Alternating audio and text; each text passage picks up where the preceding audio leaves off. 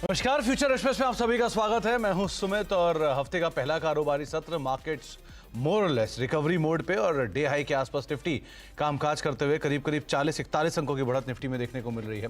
Flat to positive side पे Nifty trade करता हुआ, हालांकि सेंसेक्स और निफ्टी बैंक दोनों अभी भी लाल निशान में है।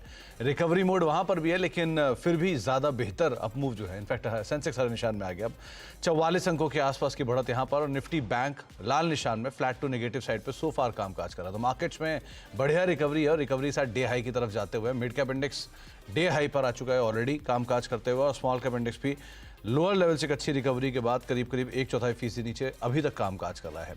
तो ब्रॉडर मार्केट्स के अंदर अपटिक्स आने शुरू हुए, लेकिन फ्रंट लाइन इंडेक्स तो है बढ़िया रिकवरी में कामकाज कर रहा है। इसीलिए करीब 1400 शेयर ऐसे जो कि गिरने वाले हैं और रफली 998 शेयर जो कि तेजी के साथ कामकाज कर रहे हैं। ये एडवांस डिक्लाइन का नंबर पहले से कहीं ज़्यादा बेटर हुआ है एडवांसेस के कंपैरिजन में, मतलब डिक्लाइन के कंपैरिजन एडवांसेस थोड़े बेटर हुए हैं। टाटा स्टील करीब 11 अंकों का पॉजिटिव कंट्रीब्यूशन। आज मेटल में जोरदार तेजी है, तो तमाम मेटल के जो स्टॉक्स हैं, चाहे टाटा स्टील देखें, ब्रॉडर मार्केट्स में हिंदुस्तान जिंक देख लीजिए, हिंद कॉपर देख लीजिए, कोल इंडिया देख लीजिए रादर, ये सभी के सभी शेयर जो कि तेजी में पार्टिसिपेट कर रहे हैं।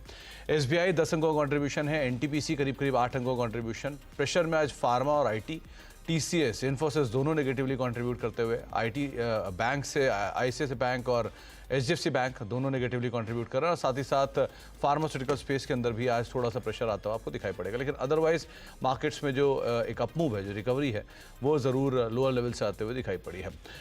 आज हम बातचीत करेंगे मोतीलाल ओसवाल फाइनेंशियल सिक्योरिटीज से चंदन तापड़िया हमारे साथ मौजूद होंगे, उनसे हम चर्चा करेंगे मार्केट्स को लेकर भी। चंदन से उनकी इंडिविजुअल कॉल्स पे बातचीत करेंगे, लेकिन चंदन से चर्चा करने से पहले कुछ ऑप्शंस के नंबर आपकी स्क्रीन पर आएंगे। 22,500 ये एक जोन जहां पर भी निफ्टी कामकाज कर रहा है, तो 22,500 के आसपास राइटर्स, 22,600 पे राइटिंग, 22,700 पे राइटिंग, लेकिन 22,400, 22,300, 22,200 के आसपास आपको पुट राइटिंग का बेस दिखाई पड़ेगा, स्पेशली 22,400 के आसपास। ऊपर की तरफ आप निफ्टी बैंक को लेकर आए कि निफ्टी बैंक के केस में 48,100, 48,200 के आसपास निफ्टी बैंक कामकाज कर रहा है। 48,100 के आसपास थोड़ी बहुत राइटिंग, 48,000 के आसपास राइटिंग आपको दिखाई पड़ेगी पुट फॉर्म में। 48,200 की कॉल्स में राइटिंग है, 48,300 की कॉल्स में राइटिंग है, 48,500 की कॉल्स में आपको राइटिंग दिखाई पड़ेगी।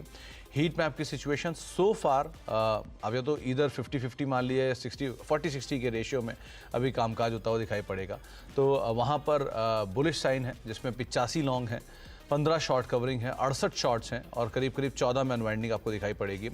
लॉन्ग साइड पे और शॉर्ट कवरिंग में कहाँ पे कामकाज हो रहा है, एक बार आप ये भी देख लीजिए, क्योंकि आज अर्निंग्स का इम्पैक्ट मेजरली आपको दिखाई पड़ेगा। चाहे आप बालकृष्ण देखिए 10% ऊपर है नंबर्स ब्रोकरेज हाउसेस के व्यूज़ के बाद, बीईएल नंबर्स के बाद 7% ऊपर, वेदांता 5.5% ऊपर, कोल इंडिया 4% की तेज़ी, एचपीसीएल में करीब 4% का उछाल, एबी फैशन 7% ऊपर, जी एंटरटेनमेंट वो घाटे से मुनाफे में आने के बाद 3% का उछाल यहाँ है। पीवीआर, आइनॉक्स, सेल और बायोकॉन आज मेटल में इधर पाएंगे या फिर अर्निंग्स का इम्पैक्ट दिखेगा आपको। अनवाइंडिंग और शॉर्ट बिल्डअप कहाँ पर हो रहे हैं वो भी एक बार देख लीजिए। आज जो मेजर शॉर्ट बिल्डअप है उसमें एस्ट्रल का नाम आएगा, एमसीएक्स है, सिटी यूनियन बैंक है, क्रॉम्पटन लगातार तेज़ी के बाद थोड़े से शॉर्ट बिल्डअप हो रहे हैं। एल्केम लैब 2.5% नीचे है, बिरला सॉफ्ट करीब 3% के आसपास की बिकवाली यहाँ पर है। TVS motor, Torrent pharma, Chambal और स्कॉट कुबोटा कुछ और ऐसे नाम जहाँ पे 1.5 से 2% के आसपास का डिक्लाइन देखने को मिल रहा है। अब चंदन से बातचीत कर रहे हैं। चंदन नमस्कार, स्वागत है कार्यक्रम में। एक लंबे अंतराल के बाद आपसे ऑन स्क्रीन मुलाकात हो रही है। बड़ा इवेंट अवेटेड है और बड़े इवेंट से पहले मार्केट थोड़ा सा नर्वस है। कैसे आप रीड कर रहे हो मार्केट्स को? आमतौर पे नीचे 22,100, 22,150 सपोर्ट और ऊपर 22,600, 22,500 ये अपर बैंड। अभी मार्केट्स के लिए आप क्या टारगेट्स हैं, क्या मूव है, कैसे आप उम्मीद लगा रहे हो बाजार को? सुमित, बहुत बहुत धन्यवाद और काफी दिनों बाद मौका मिला आपसे जुड़ने का, आभार। और मेरे हिसाब से शायद बाजार बस अब एक नई ऊंचाई को छूने के लिए तैयार है। याद रखें, इंडिया वीक्स आपका 20-22 है तो थोड़ी वॉलेटिलिटी रहेगी, बट बाजार का मेजर ट्रेंड इंटेक्ट है। कुछ चीजों पे मैं यहाँ पे गौर करना चाहूंगा। पहली बात तो 6-7 दिन पहले निफ्टी ने 21,820 का बॉटम बनाया, और वो बॉटम बनाने के बाद और उससे पहले वॉलेटिलिटी बढ़ रही है, बट मार्केट फिर भी अपने आप को होल्ड कर रहा है। तो कहीं ना कहीं ये इंडिकेशन मार्केट में मिल रहे हैं कि वॉलेटिलिटी है but overall buying support intact है। उसके बाद में 22,222 एक की लेवल है, और 50 डे एक्सपोनेंशियल मूविंग एवरेज भी उसी के आसपास है। 3-4 दिन पहले उसके ऊपर निकल के और हायर बेस बना है। और दूसरा, वॉलेटिलिटी नहीं घटी बट पुट कॉल रेशियो बढ़ा है, वो इंडिकेट कर रहा है कि नीचे में बेस बने हुए हैं। तो इन सारे तथ्यों को मानते हुए मेरा ऐसा मानना है कि 22,222 एक इमीडिएट सपोर्ट का काम करेगा 23,000 की रैली के लिए। बट इंट्राडे यदि किसी को ट्रेड करना है तो आपको 22,450 का सपोर्ट यूज करना पड़ेगा 22,650। तो इंट्राडे के लिए 22,450 से 22,650, 2 दिन के हिसाब से 22,400 से 22,700 और एक वीक के हिसाब से 22,222 से लेकर 23,000 तक के मूवमेंट निफ्टी में बनने चाहिए। 22,222 चंदन के पुराने जो नंबर्स रहते हैं आमतौर पे वो इसी तरह से याद रखे जाते हैं। तो चंदन समय से सालों से ऐसे ही नंबर्स के साथ ट्रेड कर रहे हैं। 19,999, उसके बाद 20,000, फिर 22,222। अब ये लेवल आप इसको भी ध्यान रखिएगा। चंदन, निफ्टी बैंक के लिए वहाँ पे कौन सा नंबर आपने आइडेंटिफाई किया है? बिल्कुल, बैंक निफ्टी में भी एक मेजर नंबर है। मेरे हिसाब से यदि वो नंबर यहाँ पे होल्ड कर गया तो बैंक निफ्टी में नया रनअप बनेगा। बैंक निफ्टी आप देखोगे तो अभी कुछ दिन पहले 47,000 के आसपास का बेस बना है और उसके बाद में थोड़ा सा रेंज बाउंड होकर सपोर्ट ऊपर की तरफ शिफ्ट हो रहा है।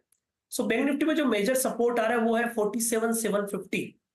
47,750 1-2 दिन होल्ड कर जाता है तो बैंक निफ्टी लगभग 49,000 से 49,200 तक का सफर तय कर सकता है। बट कंसर्न ये है कि बैंक निफ्टी कंपैरेटिवली थोड़ा सा अंडर परफॉर्म कर रहे हैं, मोमेंटम बिल्ट नहीं हो रहा है। निफ्टी में मोमेंटम है, स्ट्रेंथ है, बट बैंक निफ्टी में होल्ड हो गया बट मोमेंटम बिल्ट नहीं हो रहा। तो निफ्टी पे ज्यादा भरोसा रहेगा। बैंक निफ्टी में 47,750 के सपोर्ट से यहाँ पे खरीदारी की सलाह रखेंगे फिर। तो बैंक निफ्टी में आप लॉन्ग तो जा सकते हैं, अगर आपके पास पोजीशंस लॉन्ग है तो आप होल्ड कर सकते हैं, लेकिन ज़्यादा कन्विंस जो है चंदन निफ्टी को लेकर है, तो आप निफ्टी को लॉन्ग रखिएगा 22,222 इसको एक स्टॉप के तौर पे मीडियम टर्म पर्सपेक्टिव से, और अदरवाइज 22,450 के आसपास एक इंट्राडे में अगर आप स्टॉप लेके लॉन्ग जाना चाह रहे हैं तो यहाँ पे जा सकते हैं। चंदन, अब इंडिविजुअल स्टॉक्स, क्योंकि आज स्टॉक स्पेसिफिक एक्शन काफ़ी है, चाहे मेटल को देखिए आप लॉन्ग साइड पे बढ़िया तेज़ी है, स्पेसिफिक स्टॉक्स में एक अच्छा मूव है। सो स्टॉक स्पेसिफिक कहाँ पर आप लॉन्ग हो, कहाँ शॉर्ट हो? बिल्कुल, स्टॉक वाइज आप देखें तो पहली बात तो यहाँ पे सारे के सारे मेटल काउंटर्स में ब्रेकआउट हुए हैं। यदि आप मेटल की बात कर रहे हो तो सबसे पहले मैं जिक्र में हिंडाल्को पे फोकस करूंगा। मेटल में हिंडाल्को और टाटा स्टील दो पॉजिटिव सेटअप के काउंटर लग रहे हैं। हिंडाल्को आप देखोगे तो लगभग 18 दिनों का कंसोलिडेशन ब्रेकआउट यहाँ पे देखने को मिला है। इसका जो हर्डल था लगभग 685, जो लगभग 660 665 वो निकला है, तो यहाँ पे पॉजिटिव बायस बन रहा है। 672 का सपोर्ट रहेगा ऊपर में लगभग 705 के टारगेट के लिए। तो मेटल में पहला ट्रेड समझ में आएगा हिंडाल्को में। उसके अलावा मेरा ऐसा मानना है कि टाटा स्टील में भी रिकवरी बननी चाहिए। कहीं ना कहीं यहाँ पे कोल की अनवाइंडिंग देखने को मिल रही है और पुट की राइटिंग हो रही है। सो 169 का सपोर्ट है ऊपर में 181 के टारगेट के लिए। तो मेटल स्पेस से हिंडाल्को और टाटा स्टील दो हमारे प्रिफर्ड पिक रहेंगे, जहाँ पे ब्रेकआउट भी है, मोमेंटम है और स्ट्रेंथ भी बनी हुई है। चंदन, आपने 672 बोला है हिंडाल्को के केस में, 685 का अभी दाम चल रहा है, आप शायद कुछ नंबर से मिस कर रहे हो उसमें। नहीं, मैं हिंडाल्को की बात कर रहा हूं, तो हिंडाल्को अभी चल रहा है 685 के आसपास। 672 का सपोर्ट है ऊपर में लगभग जी 720 के टारगेट के लिए। ओके, तो 720 का एक टारगेट रखेंगे, 672 का एक स्टॉप यहाँ पर मेंटेन करेंगे। आप लॉन्ग साइड पे हिंडाल्को को देख सकते हैं। दूसरा टाटा स्टील रिकवरी मोड पे ये भी है और डे हाई के आसपास है, तो टाटा स्टील दूसरा नाम रहेगा जिसको आप लॉन्ग साइड पर देख सकते हैं। चंदन, इसके अलावा मेरा मानना है कि कैपिटल गुड्स स्टॉक अच्छा परफॉर्म करते हुए नजर आने चाहिए। कैपिटल गुड्स में जो अर्ली मूवर थे उसमें एबीबी, सीमेंट्स, क्यूमिंस थे। मेरा ऐसा मानना है कि बीएचईएल में ब्रेकआउट होगा। बीएचईएल आप देखोगे लास्ट वीक का जो डिक्लाइन था वो पूरा रिकवर होके और अब लास्ट वीक के हाईएस्ट लेवल पे ये होल्ड कर रहा है। ईयरली चार्ट पे मैं देख रहा हूँ तो लगभग 14-15 सालों का ब्रेकआउट यहाँ पे देखने को बना है।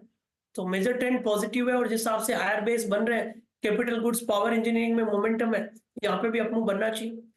310 का सपोर्ट रहेगा ऊपर में लगभग 330 के टारगेट के लिए। तो बीएचईएल ये एक और ऐसा नाम है जहां पर आप लॉन्ग साइड पोजीशन देख सकते हैं, 2-2.5% के आसपास की बढ़त देखने को मिल रही है। कैपिटल गुड्स की तेजी को आप इनकैश करना चाह रहे हैं तो एक और ऐसा नाम जिसके ऊपर आप बेट कर सकते हैं। आगे मैं चंदन से बातचीत जारी रखूंगा, कुछ और स्टॉक्स पे चर्चा करूंगा, लेकिन एक और खास मेहमान हमारे साथ मौजूद हैं। अनुपम रसायन के नंबर्स आए हैं, नंबर्स थोड़े से सबड्यूड रहे हैं। Q4 में कंपनी की आय करीब 17% और मुनाफा 46% घटा है। EBITDA में भी 21% के आसपास का प्रेशर रहा है, मार्जिन करीब 1.5% का दबाव रहा। नंबर से बातचीत करने के लिए हमारे साथ जुड़ रहे हैं कंपनी के डिप्टी CFO विशाल ठक्कर सर। विशाल सर नमस्कार, स्वागत है कार्यक्रम में। पहले तो जो मार्केट में या फिर एक अनुमान बाजार लगाकर चल रहा है कि शायद वाई बेसिस पे नंबर्स इतने बेहतर ना भी दिखें, लेकिन क्यू ऑन क्यू थोड़े स्टेबल हो रहे हैं नंबर्स और पिकअप के साइन आ रहे हैं। आप इंडस्ट्री में हो, आप बेहतर समझोगे चीज़ों को, तो क्या ऐसा एक्चुअल में हो रहा है कि थोड़ा सा स्टेबल हो रही है मार्केट्स और अब यहाँ से पिकअप दिखेगा FY25 के लिए फर्स्ट हाफ या सेकेंड हाफ से? एक तो धन्यवाद, आपने हमको आपके चैनल पे रखा। बात ये सही है कि पहला जो ये गया साल था उसमें आपके जो रेवेन्यू के नंबर्स थे वो वीक थे और डीग्रोथ हमने देखा है, वो इंडस्ट्री में भी देखा है और हमने हमारे नंबर्स में भी देखा है। आगे जाते हुए FY25 की बात करें तो FY25 हमारे हिसाब से ये लग रहा है कि भाई ओवरऑल ग्रोथ का ईयर होना चाहिए। हाँ, पिकअप आने में थोड़ा सा स्लो, जो आपका अगर देखोगे तो सेकेंड हाफ FY24 वीक था और हमें ये लग रहा है कि फर्स्ट हाफ FY25 भी थोड़ा सा वीक मोमेंटम पे रहेगा, बट ओवरऑल आप देखेंगे तो आपको ग्रोथ का नंबर्स दिखना चाहिए, ऐसा हमारा मानना है। स्पेशली वो एग्रोकेम का साइकिल जो है वो आपका उधर से इंप्रूव होना चाहिए, तो ये हमारा एक मानना है। और हमारी और बात करें तो फार्मा और पॉलीमर जो है वो हमको ग्रोथ दे रहा है और वो एक्चुअली ग्रोथ को और मोमेंटम को इंक्रीज करेगा, ये हमारा ऐसा। तो विशाल सर, आप कह रहे हो फार्मा और पॉलीमर की तरफ से अच्छी ग्रोथ आ रही है, एग्री का जो साइकिल है वो थोड़ा सा इंप्रूव करेगा FY25 में। तो अभी के लिए एग्रीकल्चर का, क्योंकि आपके मेजर बिजनेस में एग्रोकेमिकल आता है, पर्सनल केयर आता है, फार्मा आता है, सो अगर पिकअप गोइंग फॉरवर्ड एग्रोकेमिकल में आता है तो हम कब से एक्सपेक्ट करके चलें? दूसरा, जो बाकी सेगमेंट्स हैं, स्पेशलिटी डाई, स्पेशलिटी पिगमेंट, जिनका इतना कंट्रीब्यूशन नहीं है as of now major business में, लेकिन उनकी तरफ से ग्रोथ का साइकिल कैसा रहेगा? अगर आप देखें तो 3 हमारे मेजर है, आपने जैसे बोला agro, personal care, pharma and pharma के साथ अभी पॉलीमर, ये 4 में से अगर आप देखेंगे तो एग्रो में हमारा आज अगर आप देखेंगे तो एग्रो का ग्रोथ हमको लग रहा है कि H2 से ज्यादा ग्रोथ आना चाहिए। H1 will be more stabilising period rather than growth period. Polymer pharma जो हमारा पहले 4% था वो इस साल 9 हो गया, हमको हमारा मानना ये है कि वो 9% की जगह पे वो डबल डिजिट में हमारा नंबर आ जाना चाहिए, उनका कंट्रीब्यूशन हमारे रेवेन्यू। पर्सनल केयर हमको लग रहा है कि वो ब्रॉडली सिमिलर ग्रोथ पे रहेगा, उनके नंबर्स वो ग्रोथ के हिसाब से उनके चलते रहे। एंड पॉलीमर जो है वो भी हमारा ये मानना है कि जो आज सिंगल डिजिट में उसका कंट्रीब्यूशन है उसका भी डबल डिजिट में कंट्रीब्यूशन आना चाहिए। तो अगर आप देखेंगे तो ये साल जो रहेगा वो पहला हाफ थोड़ा सा कम ग्रोथ रहेगा and second half actually growth momentum रहेगी। एंड अगर आप जब एग्जिट देखोगे FY25 का, तब आप देखेंगे कि वो ग्रोथ मोमेंटम अच्छा खासा बना होगा और 26 का नंबर्स हमारे लिए और भी ज्यादा स्ट्रॉन्ग रहेंगे, क्योंकि तब तक तो हमारे प्लांट्स आ चुके होंगे, हमारे प्रोडक्ट्स जो इस साल हमने 15-17 प्रोडक्ट्स कमर्शियलाइज किए, अगले साल और करने वाले हैं, तो उनका कंट्रीब्यूशन भी बढ़ता जाएगा। तो आप मोटा मोटी ये देखिए कि भाई last year was a flat, this year will be more consolidation and after that is the year जहां पे हमारा बहुत स्ट्रॉन्ग ग्रोथ आना चाहिए और इस साल में मार्जिनल ग्रोथ आना चाहिए। तो मार्जिन में सर लास्ट क्वार्टर मतलब 25% के आसपास के मार्जिन इस क्वार्टर में हमने देखे थे, जो कि कहीं 28% के आसपास के मार्जिन हुआ करते थे लास्ट फाइनेंशियल ईयर में। सो थोड़ा सा हिट तो है मार्जिन पर। ये मार्जिन का एक स्टेबलाइज नंबर कहाँ पर हम एक्सपेक्ट करें? क्या 26%, 27% पे आप FY25 क्लोज करने की उम्मीद लगा रहे हो? और दूसरा, मार्जिन की सिचुएशन, मतलब इनपुट कॉस्ट का इम्पैक्ट था या अदरवाइज लो मार्जिन प्रोडक्ट की सेल का इम्पैक्ट था? दूसरे सवाल का जवाब पहले दे देता हूँ, उसके बाद पहले सवाल का जवाब देता हूँ। तो ये प्रैक्टिकली जो हमारे मार्जिन है वो लार्जली आपने जैसे बोला कि वो प्रोडक्ट मिक्स की वजह से आपके ज्यादा दिखते क्वार्टर ऑन क्वार्टर। आप सालाना देखेंगे तो मोटा मोटी आप नंबर्स को सेम देखेंगे। 26 से 28 is the number, 26-27 is the number that I would be, मैं कंफर्टेबल रहूंगा, जिसपे आपको मैं बोल पाऊंगा फ्यूचर में भी रहेंगे हमारे मार्जिन। और ये नंबर मुझे लग रहा है कि वो स्टेबल मेंटेन मार्जिन का नंबर रहना चाहिए, ये हमको लगता है, बिकॉज हमारा जो बिजनेस है वो ज्यादातर पास थ्रू है, जिसके चलते मार्जिन में इतना ज्यादा इम्पैक्ट आता नहीं। विशाल सर, लास्ट मतलब FY23 में एक फंड रेज हुआ था, उसके बाद आपने एक बड़ा केपेक्स अनाउंस किया था। केपेक्स का जो अनाउंसमेंट था उसका एक मेजर हिस्सा आप लोग ऑलरेडी शायद कंप्लीट कर भी चुके हो। सो अभी केपेक्स का स्टेटस किस तरह का है? क्या क्या चीज़ें एक्सपैंड हो चुकी हैं? किन चीज़ों पर हमें नज़र रखनी होगी? देखिए, हमने 670, जैसे आपने बोला 670 का केपेक्स हमने अनाउंस किया था, उसमें से 180 के आसपास का बचा हुआ है, बाकी सब केपेक्स हो चुका है।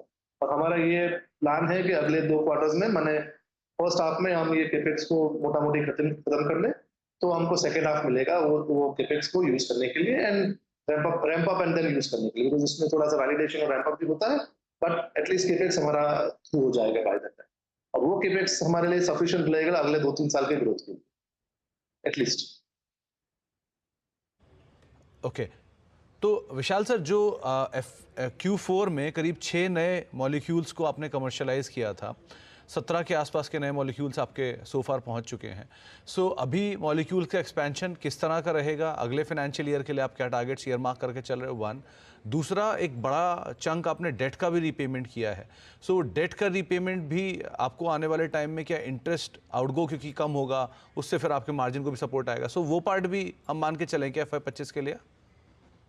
देखिए, पहला बात आपकी बात सही है कि देखो हमने 17 हमने लॉन्च किए गए नए मॉलिक्यूल्स, और इस साल में भी 6 से 8 के आसपास तो हम भी अभी भी सोच रहे हैं, हमारा प्लान है कि हम कर पाए। तो पहला चीज ये है। दूसरा चीज अगर आप देखेंगे कि भाई इन टर्म्स ऑफ हमारे जो मार्जिन है वो मेंटेन रहेंगे, और तीसरा बात आपने जो पूछा वो मैं अभी आप वापस एक बार जरा बताया तो मैं उसका जवाब दे सकता जी सर, तीसरा सवाल मेरा था कि जो डेट रीपेमेंट्स हैं उनका किस तरह का इम्पैक्ट हम एक्सपेक्ट करके चलेंगे आने वाले समय में? हूं। तो देखिए, हमने लॉन्ग टर्म डेट को 250 करोड़ के आसपास की लोन्स को हमने रिपे किया था, और जो अभी हमारा जो बाकी का जो बैलेंस राउंड है, जो हमारा प्रेफरेंस और इसका, उसमें से जो आएगा उससे हम लोग उसको डेट को हम लोग मोटा मोटी फिनिश करने की कोशिश करेंगे, स्पेशली जो अभी की जो है। हाउएवर उससे यस थोड़ा सा इंटरेस्ट में इम्पैक्ट तो आएगा, और इम्पैक्ट इंटरेस्ट कम आएगा, हमारा एबिटा तो हमने जो बोला वही होगा, पर पैट पे उसका उसका अनुमान ज्यादा देख पाओगे, उसका रिफ्लेक्शन देख। जी, चलिए विशाल सर, बहुत बहुत शुक्रिया हमारे साथ मौजूद रहने के लिए और अपने हमसे बातचीत करने के लिए, और सभी जो आपके नंबर्स हैं उसके तमाम डिटेल्स पर हमसे बातचीत करने के लिए, एक्सपेंशन में बताने के लिए बहुत बहुत शुक्रिया सर। अनुपम रसायन मोरलेस फ्लैट साइड पे आज कामकाज करता हुआ दिखाई पड़ रहा है नंबर्स के बाद। ब्रेक का वक्त हो गया है, लेकिन ब्रेक पे जाने से पहले एक बार ज़रा पूरा अदानी समूह दिखा दीजिए, उसके बाद ब्रेक पे जाते हैं। Adani energy, Adani Wilmer, Adani port, Adani enterprises, सबके अंदर ही एकाएक टिका है। अदानी इंटरप्राइजेज एकाएक दिन के ऊपरी स्तरों पर 3% की तेज़ी यहाँ पर है।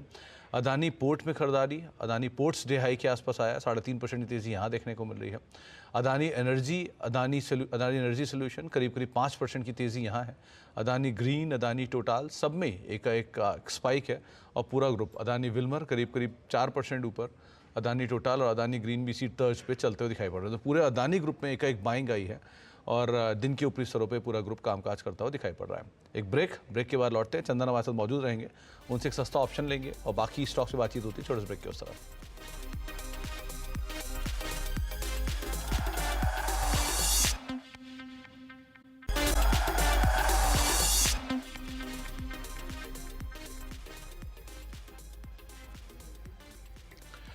अब देखिए फ्यूचर एक्सप्रेस और मार्केट्स में 42 अंकों की बढ़त अब निफ्टी में हो चुकी है, करीब करीब 14 अंकों ऊपर सेंसेक्स है। निफ्टी बैंक हालांकि अभी भी नेगेटिवली कामकाज कर रहा है, लेकिन फ्लैट टू नेगेटिव साइड पे वहां पर ट्रेड हो रहा है।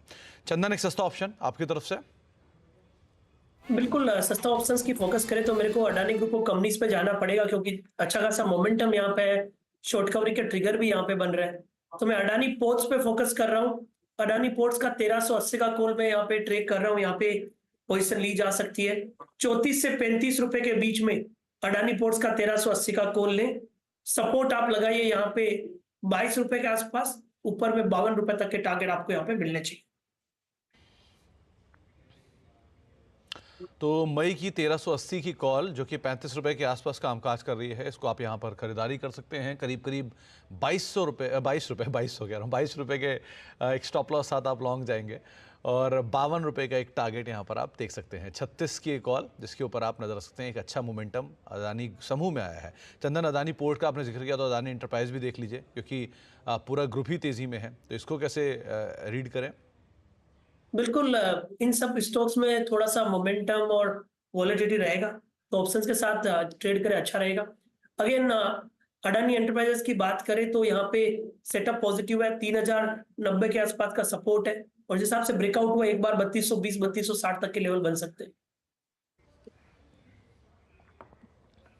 3230 3260 तक के लेवल्स बनते हुए दिखाई पड़ सकते हैं। तो अदानी एंटरप्राइजेस भी लॉन्ग साइड पे ही नज़र रखेंगे आप। चंदन, बहुत बहुत शुक्रिया, समय का अभाव था वरना आपसे और बात करते हैं, लेकिन बहुत बहुत शुक्रिया हमारे साथ मौजूद रहने के लिए और बाजार पर बातचीत करने के लिए।